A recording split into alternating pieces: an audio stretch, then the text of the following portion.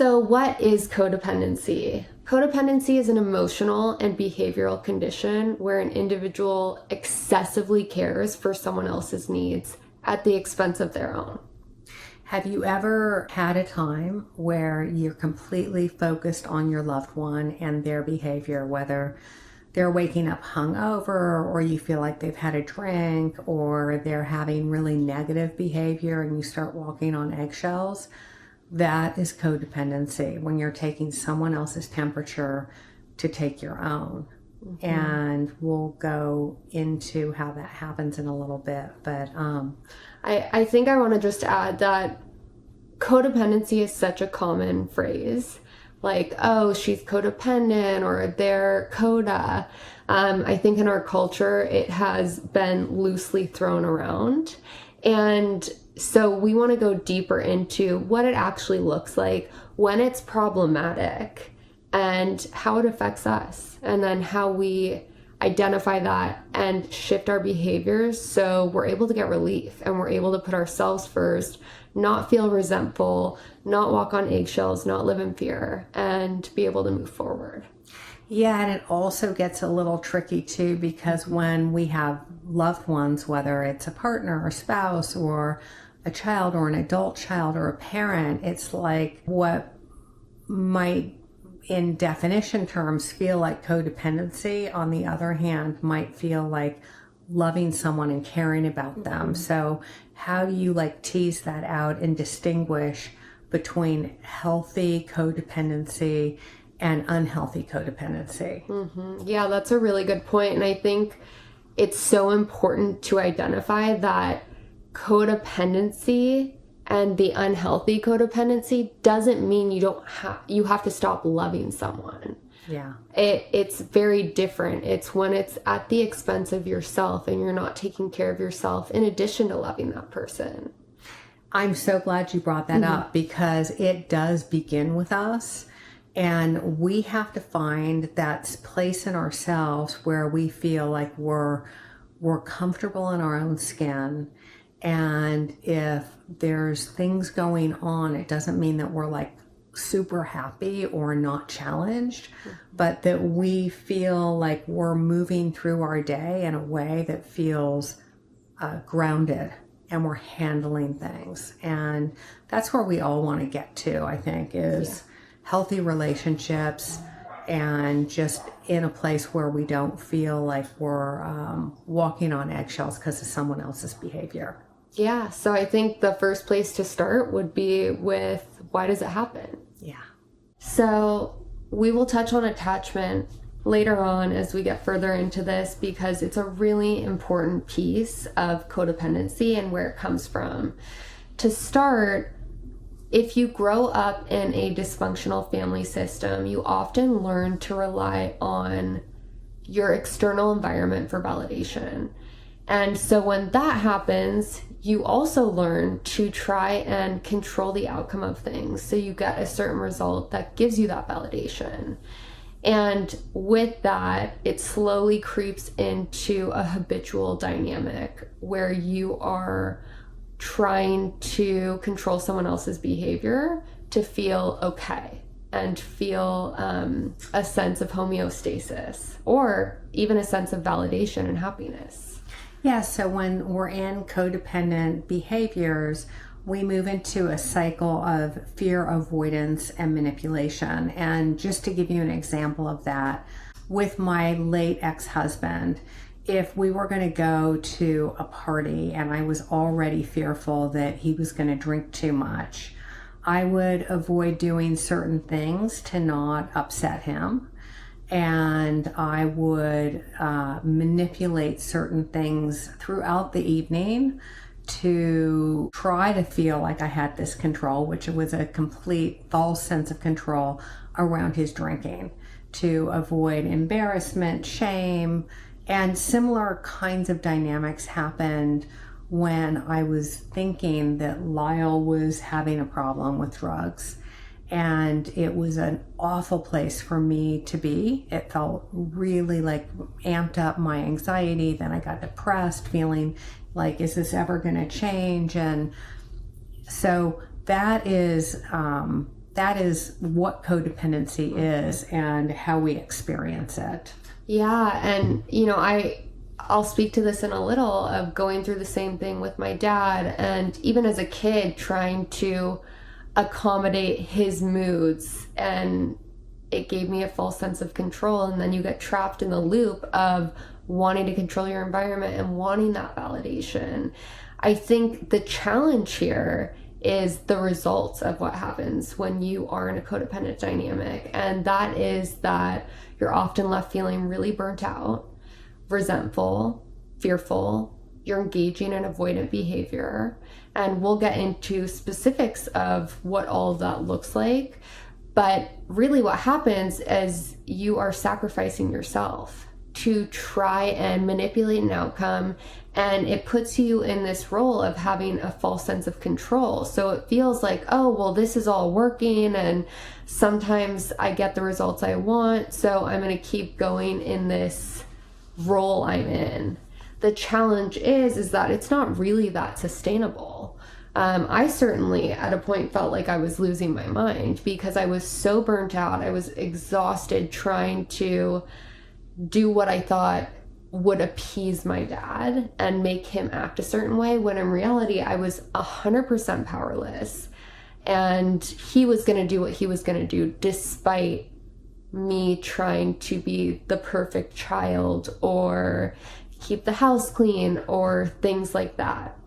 Do you want to speak to any more of your experiences with being burnt out? Yeah, I mean, for me, the biggest culprit was my resentment. I just felt almost like I was in this martyr role where I would put myself on the back burner and take care of so many things, whether it was for Lyle or it was for Michael.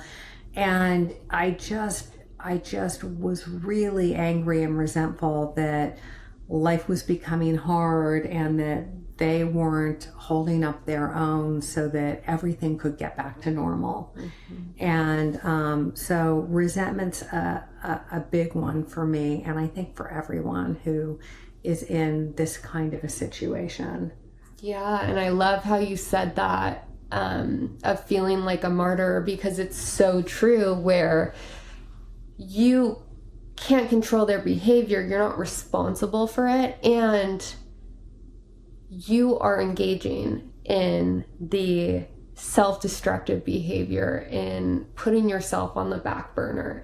It feels like you need to, and for a long time, it usually serves us. It definitely served me for a while until I was so burnt out and resentful that I couldn't do it anymore. And I think the beauty is that you do have a choice. Once you've realized, oh, okay, I'm in this codependent dynamic, I'm engaging in this behavior, there's room for growth here. You get to shift your ways. You don't have to be stuck in it. It's not easy. It's a process, and there are certainly growing pains, and you're not trapped.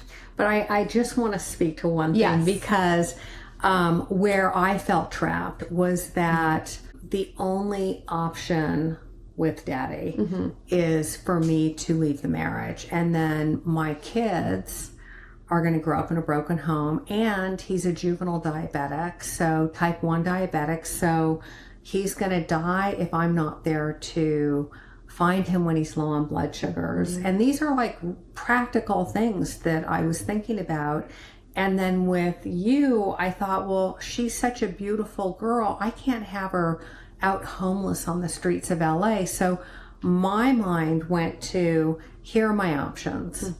And I don't like any of the options, but certainly I can't allow my loved ones to die. And so I did feel very trapped, and I love what you said about having options, because we don't have to fix it. We don't have to fix it all at once. It's more about taking the insight that we get from the education and making small shifts of self-care. And we evolve organically. And as we start to shift, the system that we're in starts to shift. And that's how we start to have emotional growth in codependent relationships. Yeah, that's such a good point because it is so true. You're not trapped and you may feel very trapped, as you said. And I wonder for you, how did you get to a place where you were able to relinquish that fear? We're going to get to that as we go through the modules and we start to give you more insight into these behaviors around family addiction. You will see in your own relationships that may feel very toxic how you can start to put the focus on yourself. Definitely. And the last thing I want to add here is just that, yes, we're talking about family addictions. And so I think naturally what can come to mind is codependency behaviors with the addict or the alcoholic, the person who is struggling with substance use. And it's not always the case. So, for example, my dad was the identified alcoholic in our home while I was growing up, and codependency didn't stop with him. I felt very codependent with my mom as well. And so, you know, if she didn't feel okay one day or she was visibly upset, understandably, surrounding my dad's behaviors or his drinking, I took that on and I didn't feel okay. Or I wanted her to be happy, so I would try and clean the house, things that I did with my dad, similar. And I tried to do that with her as well. So I think it's just really important to point out that it doesn't just have to be with the individual struggling with drugs and alcohol. No, that's exactly right. I mean, if we have codependency with one person in our life, we're having those same behaviors, whether we're checking out at a market or we're talking to a bank teller or we're our employer, whatever it is. Like, the codependency is an inside behavioral cycle that we get into in every facet of our life. And it also is intergenerational. Mm-hmm. So my codependency started for me in growing up in a dysfunctional family, and then that carried through to the way I parented Lyle, the way I was in my marriage. And it wasn't until I started learning about codependency and the shifts that I could start to make for myself that I realized, you know, I feel much better. Mm-hmm. And there's a whole lot of other stuff that we'll get to also that comes along with making these shifts, the kind of the backlash of guilty feelings or shame or just all of these great things. And I say great because it's grist for the mill.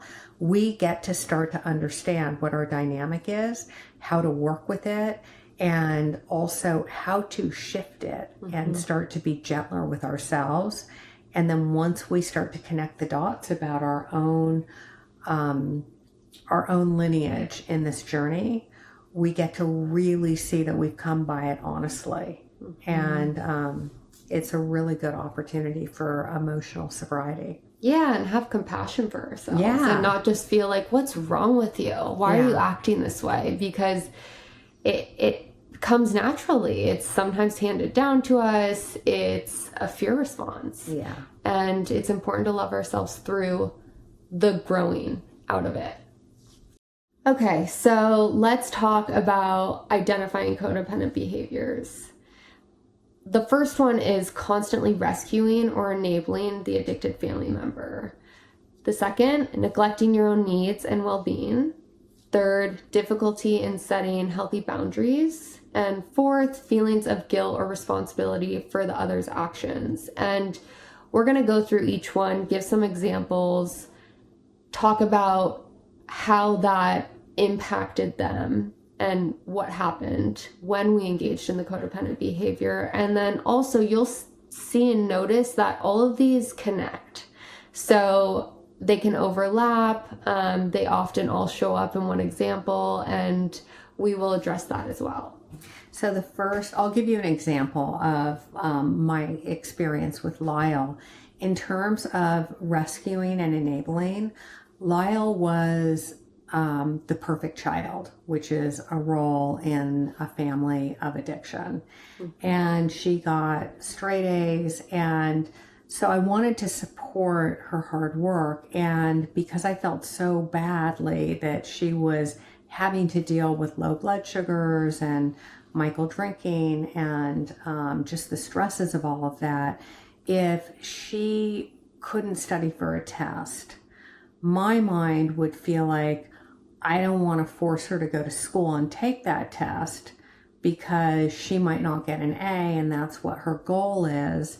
So I'm going to call in sick for her.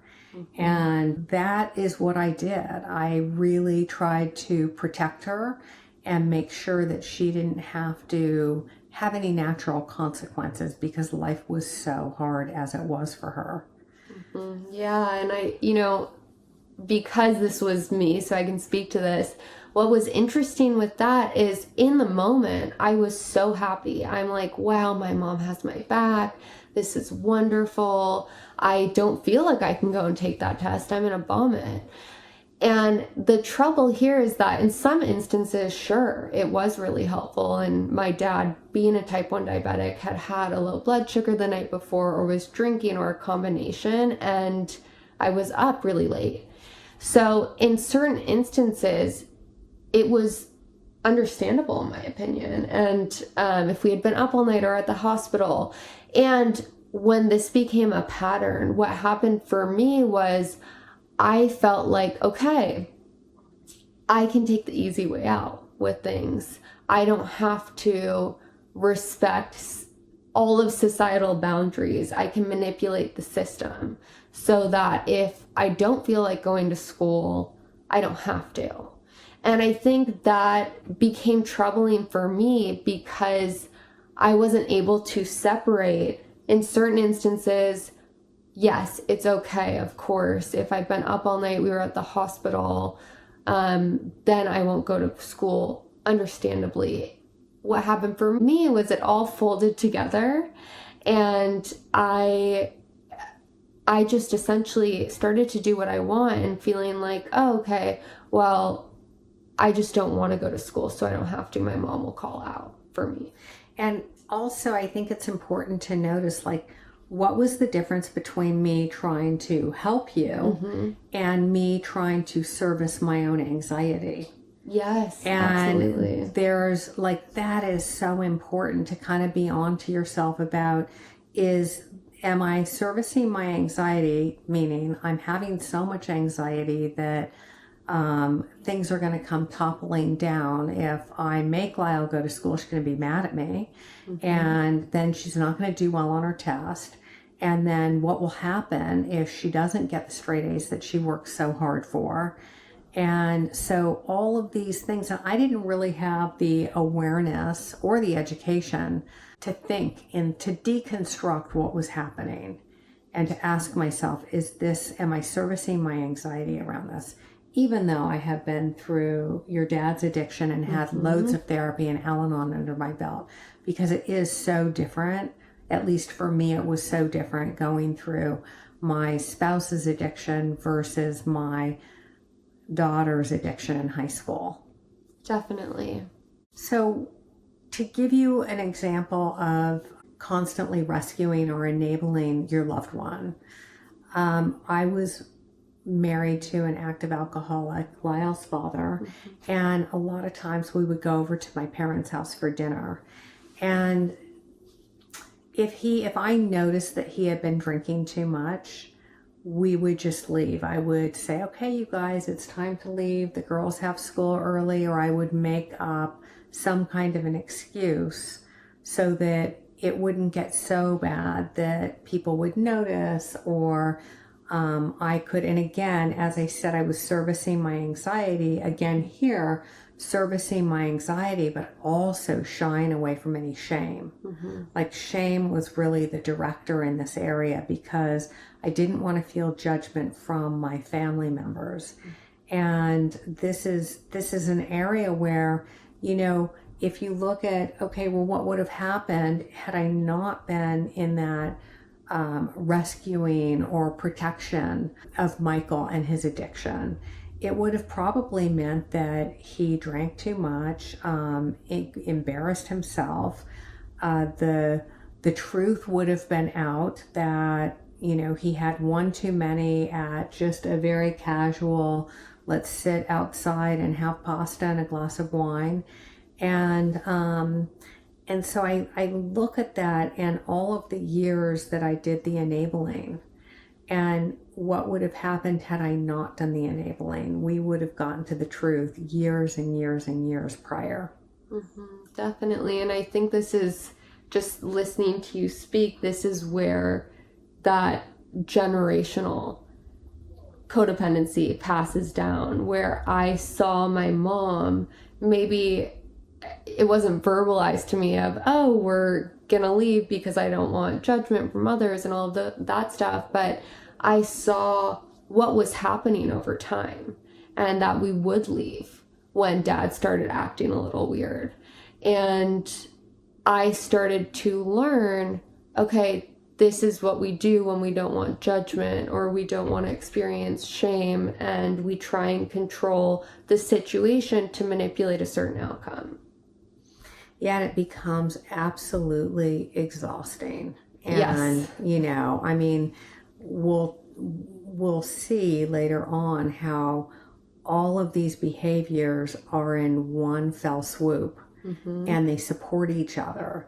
But it just, this constant cycle that we are in of fear, avoidance, and manipulation becomes completely exhausting. Okay, so now we have neglecting your own needs and well-being. And this gets really tricky because a lot of times our needs turn into needing our loved ones to do something, which really isn't about us. It's about them needing not to drink, or them needing to be rigorously honest, or them needing not to gaslight us. Whatever it is, our needs are focused on someone else, and we can't control people, places, and things. When I was in a situation with my alcoholic husband, it was very challenging because my need was needing him not to drink.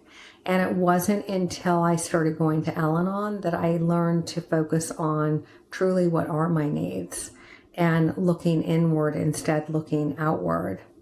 And that was a really challenging transition for me because we talked about that false sense of control, and it really was a dynamic that started to slowly shift as I started to just do simple things like in the morning get up and read the Daily Reader, A Courage to Change, or One Day at a Time.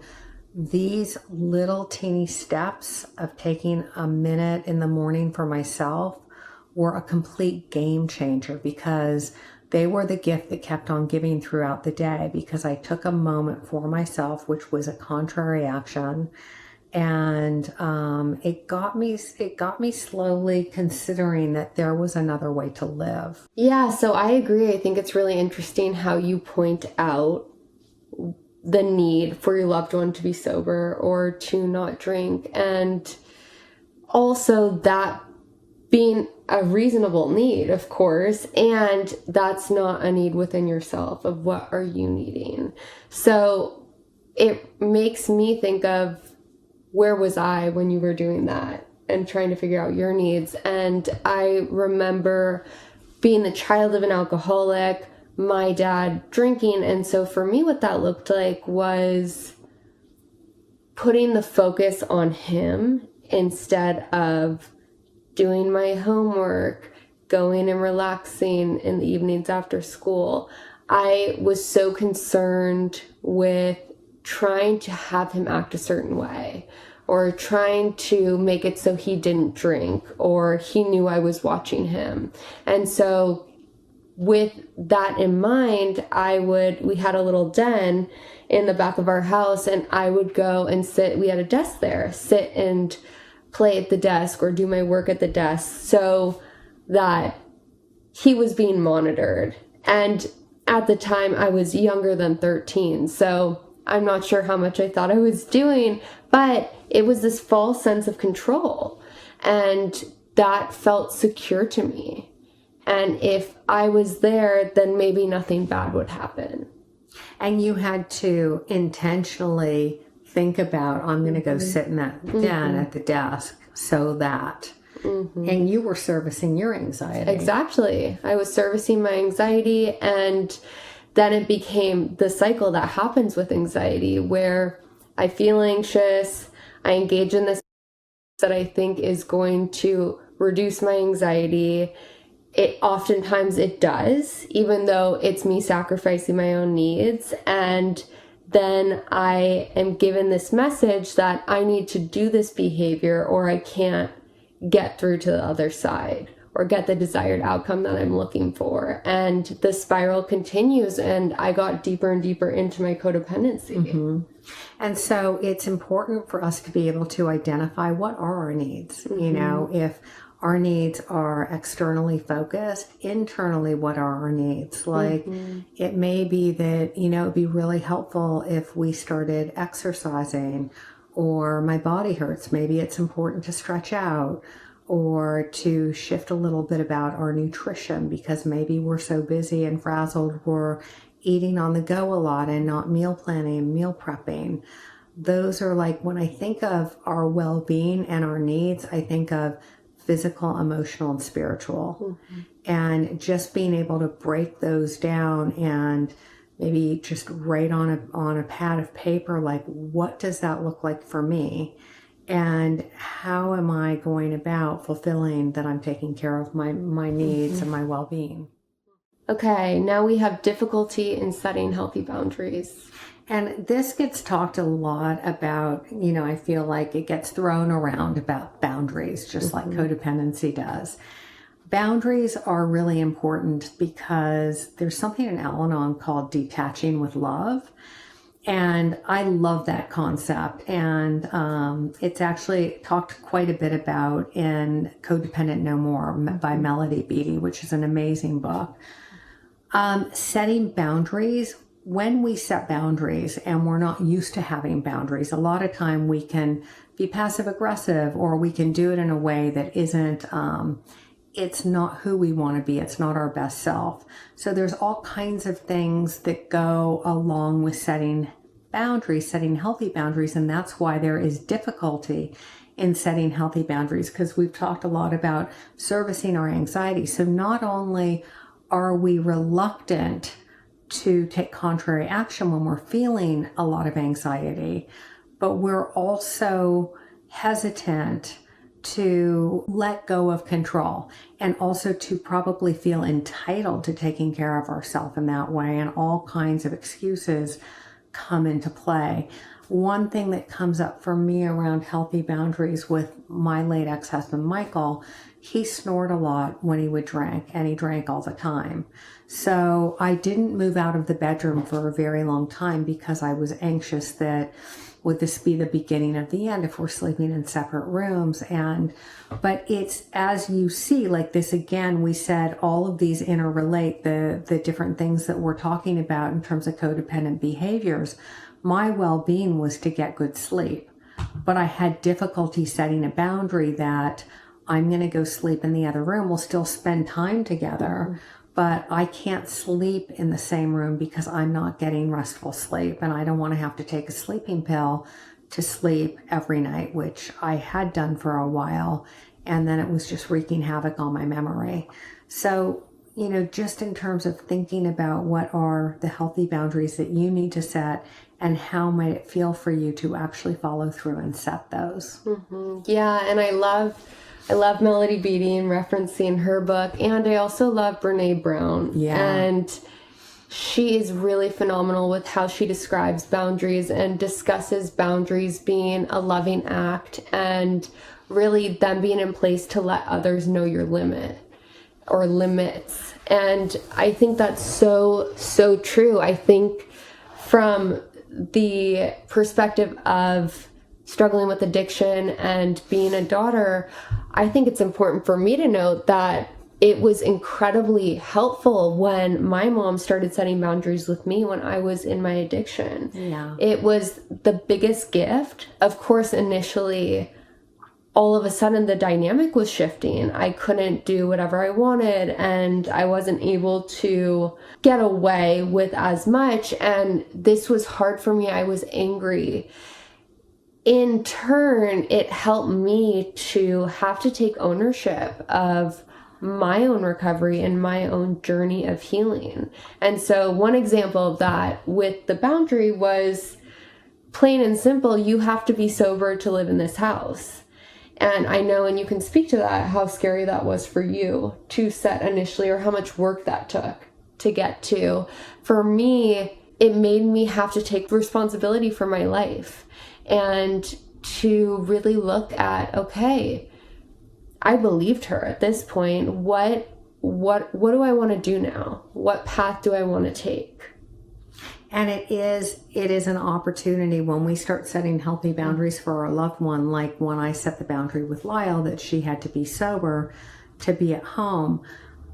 It's really an amazing thing that happens because it interrupts the systemic issues in our family, the dysfunction.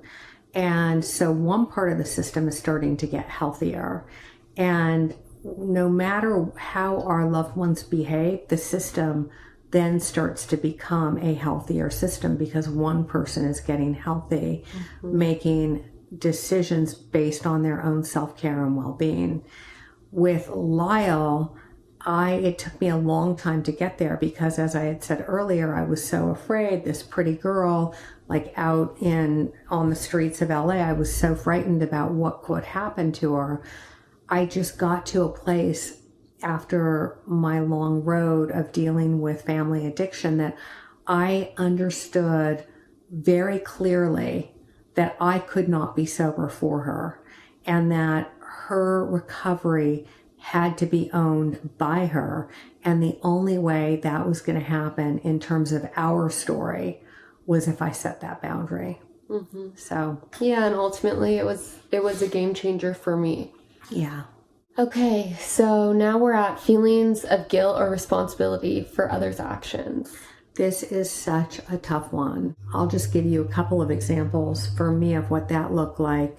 With respect to my late ex-husband, he was type 1 diabetic and also an active alcoholic. And so my whole frame of reference was around him surviving. And that if he had a low blood sugar and was going to slip into a coma, that he wouldn't catch it. And if I wasn't there to monitor his blood sugars, that it would be life-threatening. So I felt very, very responsible.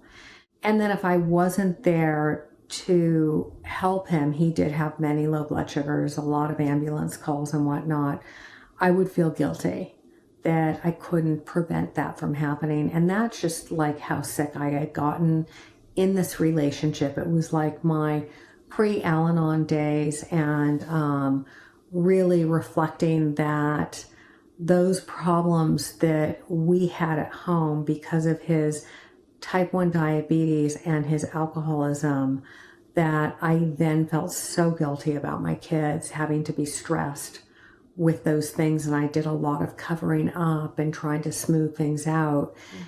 And then with you, I felt horrendous guilt around Lyle's addiction because I felt responsible for my part in our family dysfunction, which by that time I knew was a contributing factor for sure, for her story and what happened for her, and felt very responsible.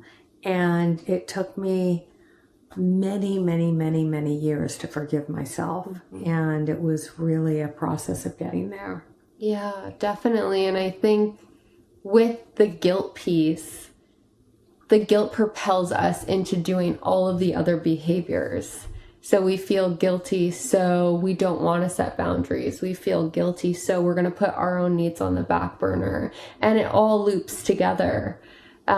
Guilt and feelings of being responsible can drive a lot of our actions. 100%. And not only that, they can make us have this underlying feeling that we are not entitled. We're not entitled to take care of ourselves. We're not entitled to put ourselves first. and that's how it all fits together, like, just a glove, because each thing has its own part in this dynamic.